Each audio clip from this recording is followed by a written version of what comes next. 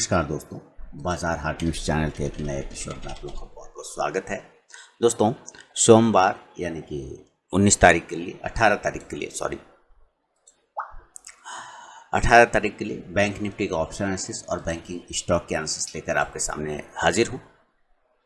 देखेंगे सोमवार यानी 18 तारीख को बैंक निफ्टी में इतना जो मूवमेंट आया था लास्ट फ्राइडे को, ये थर्सडे को एक्सपायरी के दिन, क्योंकि फ्राइडे को मार्केट बंद था दुर्गा पूजा विजयादशमी की वजह से, तो ये थर्सडे की कैंडल है और इस दिन 700 पॉइंट 700 पॉइंट की रैली आई थी।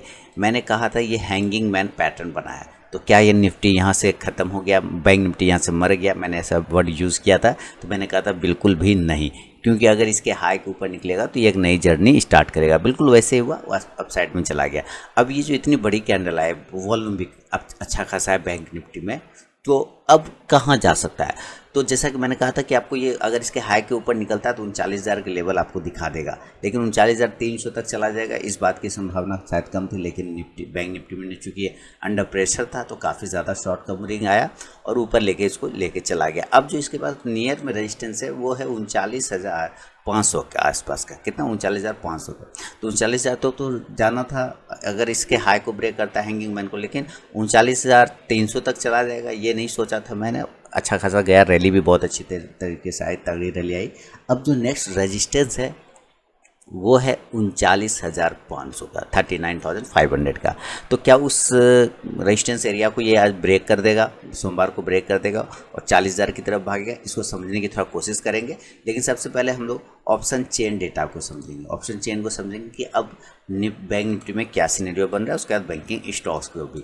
तो जैसा कि मैंने कहा था, निफ्टी के बारे में भी बोला था, निफ्टी वाले वीडियो में मैं आपको वहाँ पे देखेंगे आप, ये एक राउंडिंग बॉटम पैटर्न बनाते हुए अप साइड में गया है। तो ये एक बहुत ही बढ़िया पैटर्न होता है, बहुत ही बुलिश होता है, बहुत ही तेज़ फॉर्मेशन में भागता है अप साइड में अगर अपने हाई को ब्रेक करता है तो जैसा इसने डेली के चार्ट पे ब्रेक किया उसके बाद उसने तेज़ रैली दिखा दी। तो मेरे ख्याल से अभी भी थोड़ी रैली अभी भी बची है, 39,500 को एक बार टच करना चाहिए और देन वहाँ से रिजेक्शन आना चाहिए जैसा कि लग रहा है, क्योंकि इसने जो क्लोजिंग किया वो क्लोजिंग बहुत खतरनाक है। क्लोजिंग हाई लगाया था 39,375, क्लोजिंग किया 39,340, यानी हम देखते हैं तो हाई के बराबर ही क्लोज किया है। और अगर जिसका हाई और क्लोज अगर इक्वल के आसपास होता है तो उसका स्ट्रेंथ उसमें बहुत ज़्यादा होता है, उसमें पावर बहुत ज़्यादा होता है, उसमें ताकत बहुत ज़्यादा देखने को मिलता है। इसलिए मुझे लगता है कि एक बार 39,500 तक के लेवल को टच कर सकता है या गैप अप खुलेगा डायरेक्ट, ऐसा भी हो सकता है। तो फिलहाल अब जो सपोर्ट है कहाँ खिसक के आ गया? अब सपोर्ट खिसक के आ गया है ऊपर की साइड में 38,800, बड़ा सपोर्ट इसका बन चुका है पहला वाला, और दूसरा सपोर्ट है 39,000 का। तो ये दो ऊपर के सपोर्ट बन गए, 39,000 38,800, ये बड़ा सपोर्ट है। हमारी रैली तब तक ख़राब नहीं होगी जब तक हम 38,800 के पहला ऊपर है, दूसरा फाइनली हम 38,300 को जब तक नहीं ब्रेक करते तब तक हम ख़राब नहीं होंगे। याद रखिए 38,300 के नीचे रैली ख़राब हो सकता है, लेकिन 38,800 के ऊपर मजबूत सपोर्ट है और अब सपोर्ट खिसक के ऊपर चला गया 39,000 के पास में। और अगर ट्रेंड बदलेगा तो 38,300 के नीचे से ट्रेंड बदलेगा, उसके पहले नहीं बदलेगा। तो फिलहाल ये सिनेरियो दिख रहा है बैंक निफ्टी में। तो अभी चलते हैं ऑप्शन चेन में और इसको समझने की कोशिश करते हैं कि क्लोजिंग हम कर रहे हैं 39,340 के पास में, बिल्कुल सही है 39,340 पर। और अब 14 तारीख का एक्सपायरी तो ख़त्म हो गया, तो अब हमारा एक्सपायरी कौन सा आएगा? 21 तारीख का आएगा, बिल्कुल सही। हम क्लोज कर रहे हैं 39,340, इसका मतलब हम एट द मनी कहाँ है? 39,300 पर है। यहाँ पे कॉल है, इसका मतलब है कि हम इधर रेजिस्टेंस देखेंगे, इधर पुट है, इसका मतलब है कि हम यहाँ पे सपोर्ट देखेंगे। तो 39,300 पे सबसे पहले बात करते हैं। 39,340 पे हम क्लोजिंग है तो हमारा ये मेक और ब्रेक लेवल हो जाएगा, क्योंकि यहाँ पे 2,96,000 कॉल राइटर बैठा है, अब पुट राइटर 3,14,000, ज़्यादा का डिफरेंस बिल्कुल भी नहीं है, बहुत कम डिफरेंस है। इसी तरह आप अगर 39,200 पे भी अगर आप देखें तो यहाँ पे देखेंगे 2 लाख के आसपास कॉल राइटर है, 1,95,000, अब पुट राइटर अगर देखते हैं तो 2,25,000 है, यानी यहाँ पे भी आपको ज़्यादा अंतर नहीं पड़ रहा है। तो हम ये 39,200 और 300 के जो एरिया है वो हमारा मेक और ब्रेक लेवल हो जाएगा। हम 39,400 से अगर देखना स्टार्ट करें तो यहाँ पे कुछ फ़र्क पड़ता है, जहाँ 4.25 लाख के आसपास 4,12,000 कॉल राइटर बैठा है और इसमें हमारा पुट के साइड में जो मुकाबला है वो 1,80,000 के आसपास में। तो 1,80,000 पुट राइटर है और 4,12,000 कॉल राइटर, तो कॉल राइटर हावी हो रहा है स्ट्राइक प्राइस 39,400 पे, तो ये एक रेजिस्टेंस एरिया आपके लिए बन सकता है। 39,500 पे जैसा कि मैंने कहा यहाँ पे आपको रेजिस्टेंस बड़ा मिलेगा, क्योंकि एक राउंड नंबर है, बढ़िया फिगर होता है। तो यहाँ पे 7,63,000 कॉल राइटर बैठे हुए हैं। अब पुट राइटर अगर देखें तो मात्र 1,71,000 है। तो मैं 39,500 का एक एरिया लेके चल रहा हूँ।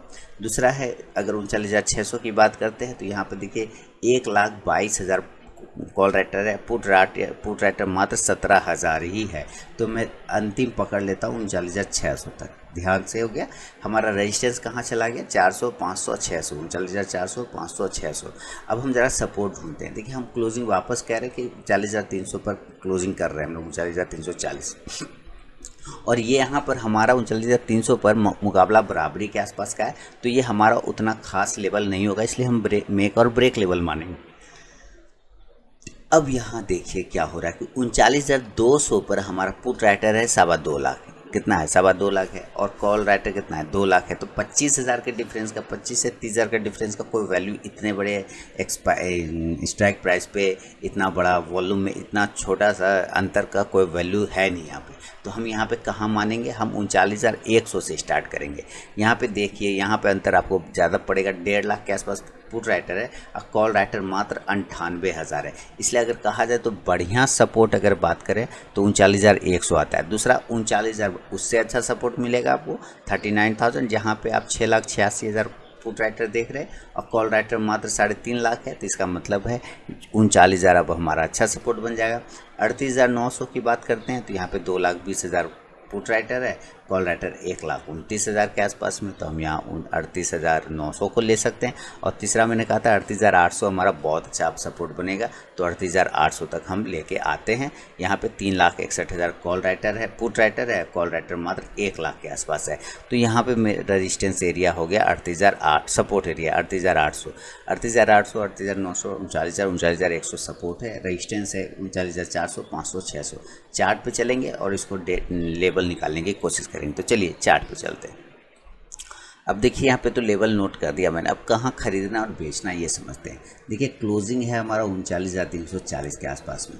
तो इसका अभी मैंने आपको मेक और ब्रेक लेवल क्या बताया, तो 2 मेक और ब्रेक लेवल है। एक है 39,200 और एक है 39,300 के आसपास में। ठीक है, तो ये हमारा इंपॉर्टेंट मेक और ब्रेक लेवल है।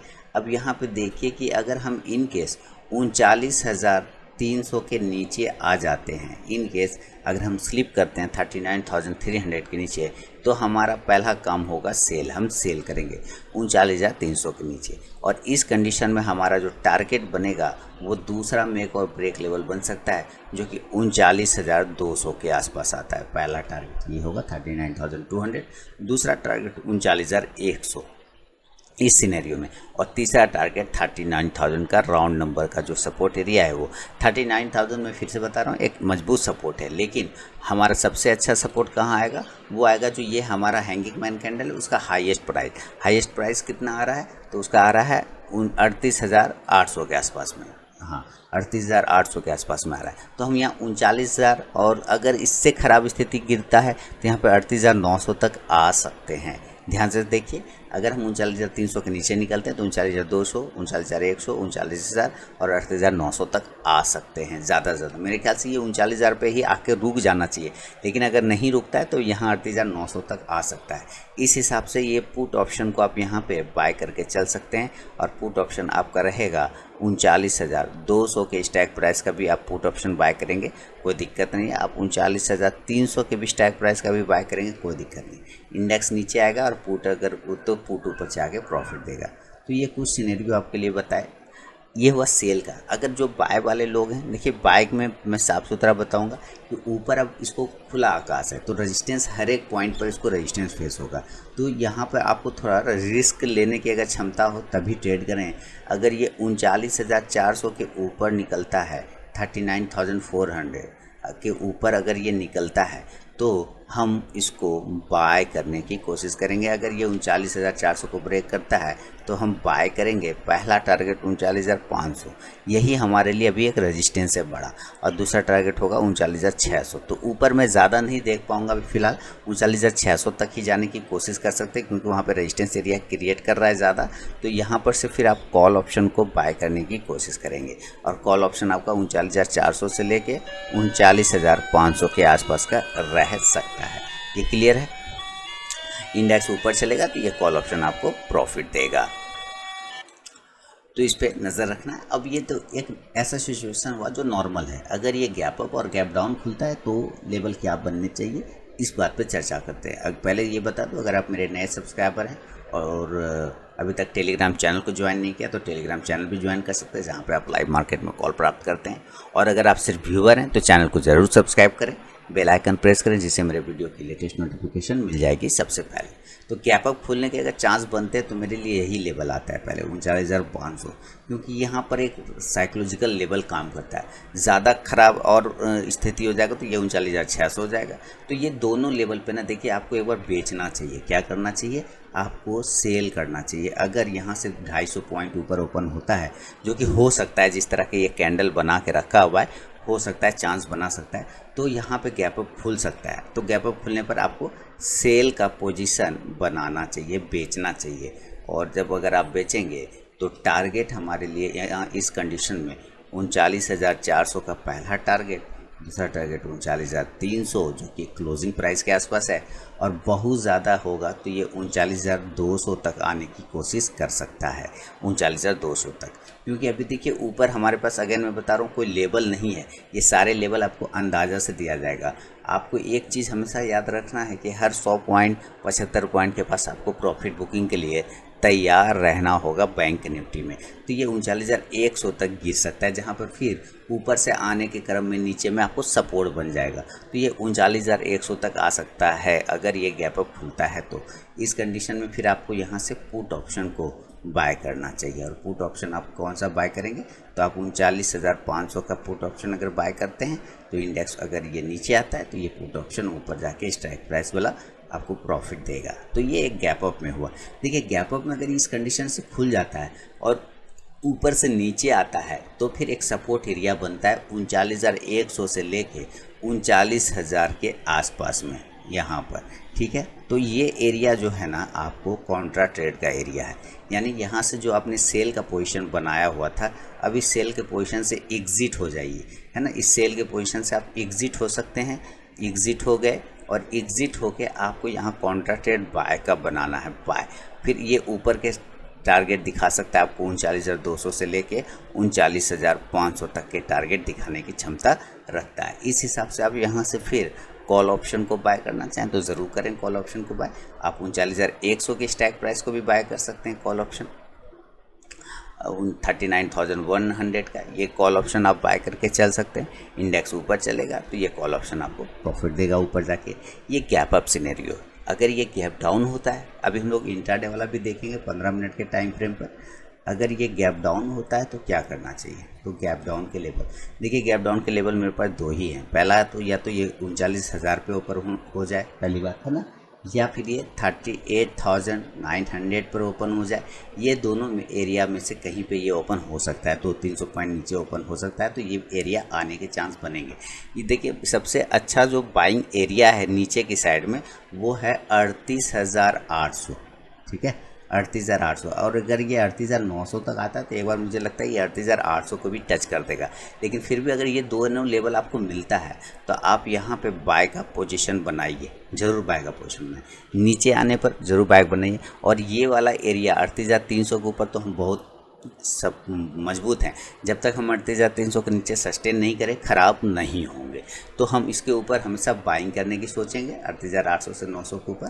और इस कंडीशन में आप टारगेट लेके चल सकते हैं। 38,800 से 900 के पास होता है तो फिर यहाँ पे आपको 39,000 का पहला टारगेट, दूसरा टारगेट 39,200 और तीसरा टारगेट 39,300 तक का मिल सकता है। देन आप यहाँ से कॉल ऑप्शन को बाय करने की कोशिश कर सकते हैं। कॉल ऑप्शन 39,100 के स्ट्राइक प्राइस का और 39,000 का भी लेके चल सकते हैं। इंडेक्स ऊपर तो ये कॉल ऑप्शन भी ऊपर जाके प्रॉफिट देगा। तो ये कुछ सिनेरियो है गैप अप और गैप डाउन के। अभी आपको ध्यान रखना है, तो इसका सबसे बड़ा सिनेरियो जो होता है वो इंट्राडे टाइम फ्रेम यानी 15 मिनट पर आप देखें।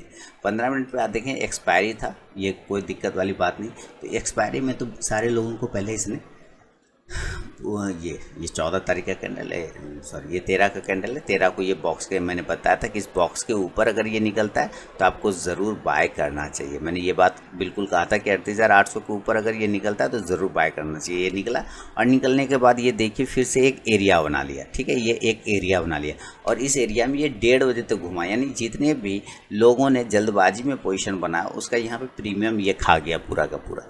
और उसके बाद 1:30 बजे के आसपास में यहाँ से बाइंग आई और शॉर्ट कवरिंग आया और उसके बाद डाउ वगैरह सही हो गया, सुधर गया। तो उसके बाद जो इसने नई रैली दिखाई तो अब साइड में, तो अब आपको ये देखना है कि ये जो बॉक्स बनता है इस बॉक्स में अब नहीं बना, अब इस बार कहीं कोई बॉक्स नहीं बना, ये सारे ब्रेक होके चले गए ऊपर। देखिए यही जो रेजिस्टेंस था अब ये सपोर्ट बन गया यहाँ पे, ठीक है। तो 38,800 आ गया। अब ये कहीं नहीं गया, ये 1 पे गया है ऊपर। 1 पे अगर गया तो ये देखिए इस तरह से खड़ा चार्ट गया है। देखिए कभी भी कोई खड़ा चार्ट ऐसे नहीं जा सकता, आप हमेशा याद रखिए। अभी देखा है इस तरह से सीधा सीधी किसी को चढ़ते हुए वो गिर जाएगा, है ना, वो ज़्यादा सस्टेन नहीं करेगा, गिर सकता है। अगर थोड़ी सी भी उसको ठोकर लगे मतलब ग्लोबल सिनेरियो अगर गड़बड़ा जाए, है ना, कोई नेगेटिव न्यूज़ आ जाए तो यहाँ से तेज़ गिरावट आएगा। और ये कहाँ गिरेगा, अगर इस एरिया के नीचे आ जाता है ऐसे करके ऐसे, तो कहाँ रुकेगा आके, ये सीधे यहाँ आके रुकेगा 38,900 के आसपास में आके रुकेगा। क्लियर है ना।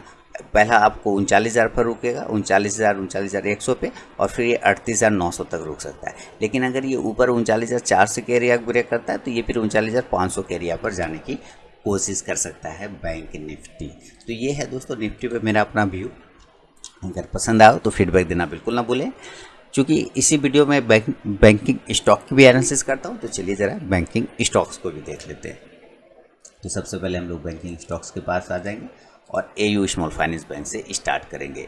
देखिए एयू स्मॉल फाइनेंस बैंक क्या बता रहा है हम लोगों को, बिल्कुल सपोर्ट पर है और थोड़ा सा गड़बड़ मामला में इसलिए है कि 1185 से 80 का एक इम्पॉर्टेंट सपोर्ट है। 1200 के नीचे ये आ चुका है, 1200 के नीचे ये क्या है, वीक है, कमज़ोर है। 1200 के नीचे क्या है, ये कमज़ोर है और कमज़ोर हो चुका है। अगर ये 1220 के ऊपर सस्टेन करता है तब तो ये पॉजिटिव हो जाएगा, नहीं तो ये अगर किसी भी कारणवश अपने लोएस्ट प्राइस को ब्रेक किया जो कि 1185 के आसपास का आ रहा है, तो वो फिर यहाँ से आ जाएगा 1160 तक। और ऊपर जब तक ये 1210 से 15 को ब्रेक नहीं करे ये मजबूत नहीं होगा। एक्सिस बैंक की बात करें, एक्सिस बैंक ने बैंक निफ्टी में पार्टिसिपेट किया था, तो वहाँ से एक अच्छा मूवमेंट इसने भी दिखाया। पार्टिसिपेशन होना अच्छी बात है, पार्टिसिपेट जब करता है तभी बैंक निफ्टी ने इतना ज़्यादा मूवमेंट किया। अब देखिए 800 इसका एक रेजिस्टेंस एरिया था जिसको इसने सक्सेसफुली ब्रेक कर दिया। अब ब्रेक करने के बाद वो होल्ड भी कर रहा है, तो जब अगर ये होल्ड कर रहा है तो इसको और अप साइड में जाने के लिए रास्ता खुल चुका है। 805 से 806 का एक लेवल है, अगर वो लेवल ब्रेक आउट हो जाता है ऊपर की साइड में तो एक बड़ा मूवमेंट बनेगा जो ये आपको 812 से 820 तक का दिखा सकता है टारगेट। इसके अलावा हम बंधन बैंक की तरफ बढ़ते हैं, तो बंधन बैंक ने तो सारे टारगेट डन कर दिए और डन करने के बाद अभी होल्ड कर रहा है। तो बंधन बैंक को ऊपर जाना चाहिए, कोई दिक्कत वाली बात नहीं, लेकिन कब, जब ये 330 से 335 को दोबारा ब्रेक करेगा, देन 350 के टारगेट दोबारा से दिखा सकता है। मजबूत सपोर्ट 300 रुपये का इसके पास एक मजबूत सपोर्ट बन चुका है। बैंक ऑफ बड़ौदा बहुत अच्छा, PSU बैंक में काफ़ी ज़्यादा रैली आई है और इसके वजह से इसने सारे टारगेट डन कर दिए। 90 तक के टारगेट सपोर्ट है इसका 86 रुपये का, 90 के ऊपर निकलेगा 94 तक के टारगेट, और ज़्यादा से ज़्यादा गिरेगा तो 86 तक आएगा, 86 तक। बैंक ऑफ इंडिया इसने भी यू टर्न लिया है और मूवमेंट बना देखिए ज़बरदस्त। ये जगह पर मैंने बाइंग दिया, आप लोगों को बार बार बैंक निफ्टी वाले में बताता हूँ कि आपको बाय करना चाहिए। मैंने बताया भी था कि यहीं से अब इसको अगर गिरना है, नहीं तो टर्न अराउंड करके ऊपर चला जाएगा। चला गया 60 तक के आगे, अब नेक्स्ट टारगेट 62 है, तो 62 भी लगभग दे ही दिया था, 61.20 के आसपास पहुंचा है। 62 के ऊपर अगर सस्टेन करेगा तो 4 से लेकर 66 तक का टारगेट बनेगा। कैनरा बैंक शानदार रिजल्ट आया, शानदार मूवमेंट आया, बड़े बड़े लोगों ने इसमें पोजिशन बनाया हुआ है। अब कैनरा बैंक का जो नेक्स्ट टारगेट है वो 200 रुपये का, तो नज़र रखेंगे 200 रुपये के लिए। फेडरल बैंक ने बड़े चार्ट का बड़ा ब्रेकआउट दिया। आप देखिए यहाँ पर मैंने एनालिसिस कर रखा है। सबसे पहले तो ये ट्रेंड लाइन को ब्रेक किया, फिर ये हॉरिजॉन्टल लाइन का सब जो रेजिस्टेंस था वो ब्रेक किया, उसके बाद अपसाइड के मूवमेंट इसने आपको दिखाया। और अगर आप देखें तो अब ये लगभग ऑल टाइम हाई पे पहुँच चुका है। अब इसके पास जो अगर हम प्राइस अगर पीछे की तरफ में देखते हैं तो यहाँ जो ये रेजिस्टेंस एरिया देख रहे हैं, इस प्राइस को मैं यहाँ पर लगाना चाहूँगा।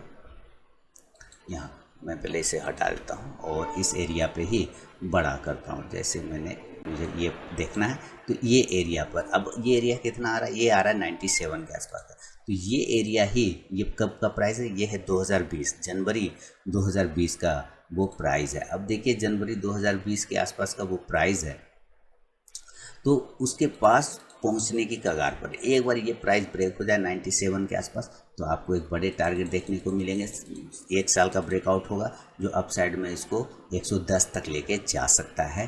फेडरल बैंक को बड़ा चार्ट का बड़ा ब्रेकआउट मिल रहा है। चलिए HDFC बैंक, शानदार जो रैली ज़रूरी थी HDFC बैंक में, अंत में HDFC बैंक ने दिखाया। काफ़ी दिनों से होल्ड कर रहा था HDFC बैंक और देखिए शानदार तरीके से निकला और लगभग आपको रैली 3% का दिखा। 1600 के ऊपर ये मजबूत और 1600 के बाद से इसने नई रैली दिखाई और 1690 तक का इसने हाई लगा दिया। अब नेक्स्ट टारगेट 1725 का है। अगर ये 1690 से 95 के ऊपर सस्टेन करता है 1725 तक के टारगेट बनेंगे। ICICI बैंक ने भी, मैंने कहा था कि भाई ये अप ट्रेंड का निशानी है, जिसको पोजीशन बनाना है इस जगह पे बनाइए, छोटा स्टॉप लॉस लगेगा। अब देखिए इसने कहाँ से तुरंत 700 से 727 हो गया, यानी कि 27 पॉइंट तो आपको ऐसे मिल गए। अब अगर ऊपर देखते हैं आप थोड़ा सा, यहाँ से अगर आप देखें तो इसको एक छोटा सा रेजिस्टेंस एरिया, ये एरिया भी ब्रेक अगर हो गया 730 के ऊपर निकलेगा तो 740 से 50 का टारगेट आपको दिखा सकता है ICICI bank. IDFC first bank buy on dip करना है, पोर्टफोलियो स्टॉक है, लॉन्ग टर्म के, शॉर्ट टर्म के लिए बिल्कुल भी नहीं। इंडियन बैंक शानदार रैली, लेकिन देखिए अपना डोजी कैंडल बना कर ट्रेड कर रहा है। अगर ये अपसाइड में निकल गया किसी भी कारण बस, अगर 168 को ब्रेक किया तो 175 की तरफ भागना स्टार्ट कर देगा। इंडसइंड बैंक शानदार रैली, नीचे से रिकवरी, मस्त प्रॉफिट बना। यहाँ पे आप देखेंगे अगर ये 1215 से 1220 को ब्रेक करता है तो 1240 का टारगेट हो जाएगा। कोटक महिंद्रा बैंक का टारगेट मेरा फिक्स है 2050 से 2060 का टारगेट बनना है। जब भी बन जाएगा, नो प्रॉब्लम। इसको कुछ ऐसे मूव करके जाने हैं और वो जाएगा। मुझे ये टारगेट चाहिए, चाहे वो 10 दिन में दे, चाहे 5 दिन में जाए, चाहे 20 दिन में दे, कोई फ़र्क नहीं पड़ता। मुझे 2050 से 60 का एक टारगेट चाहिए। पंजाब नेशनल बैंक बहुत बाय ऑन डीप, मैं तो बार बार इस स्टॉक के बारे में बोलता हूँ। जब भी आपको नीचे मिले इसको बाय मारिए, बाय ऑन डीप करते रहिए। और जिन लोगों ने ये पोजीशन बनाया है बाय ऑन डीप वाला पंजाब नेशनल बैंक में, वो अच्छी पोजीशन में और अच्छे प्रॉफिट में भी बैठे होंगे पंजाब नेशनल बैंक में, क्योंकि पोर्टफोलियो स्टॉक है ये ऐसा स्टॉक है ना जिसको मार्केट ने अभी तक वैल्यू नहीं किया है, और जब वैल्यू करेगा तो ये फिर आपको मिलेगा नहीं जल्दी। अभी नेक्स्ट रेजिस्टेंस से 43 ब्रेक करेगा तो ये 45 तक भागेगा। RBL बैंक इसको ऊपर 197 से 8 को ब्रेक करेगा, 205 के टारगेट। SBI शानदार रैली 500 का टारगेट की तरफ भाग रहा है और 494 का हाई लगा, 495 के ऊपर निकलेगा, 510 के टारगेट। यूनियन बैंक देखिए हाई लगाया था यूनियन बैंक ने 47 रुपये के आसपास का, ये बहुत ही शानदार, लेकिन क्लोजिंग नहीं कर पाया। क्लोजिंग फिर बेकार होगी इसकी, यही नहीं चाहिए। क्लोजिंग 44 के आसपास 45 पर कर, क्लोजिंग 47 के ऊपर रहता ना ये एरिया, 45 के ऊपर तो आपको मज़ा आता है, इसमें आपको बड़े बड़े रैली मूव देखने को मिलते, लेकिन इसने बर्बाद कर दिया नीचे आके। ये जो लाल लाइन लगा रखा ना, यही इसके लिए थोड़ा सा प्रॉब्लम है। 45 रुपये 50 पैसे का, इसके ऊपर सस्टेन करेगा ना तो आपको बैंक यूनियन बैंक में जितना ख़राब हुआ वो सब सही हो जाएगा, क्योंकि काफ़ी दिनों के बाद ये बड़े चार्ट का समझिए ब्रेकआउट मिलने की कगार पर। PSU बैंक में भी नई रैली आई है। यस बैंक अपना स्टॉप लॉस मेंटेन करिए और नया पोजीशन बनाने की गलती मत करिए, क्योंकि थोड़ा रिस्की स्टॉक है। तो ये है दोस्तों बैंकिंग स्टॉक में मेरा अपना व्यू। अगर पसंद आया तो फीडबैक देना बिल्कुल ना भूलें, और टेलीग्राम चैनल को अगर ज्वाइन नहीं किया तो ज्वाइन कर लें लाइव मार्केट में कॉल प्राप्त करने के लिए। मिलूंगा नेक्स्ट वीडियो में, तब तक के लिए बहुत बहुत धन्यवाद।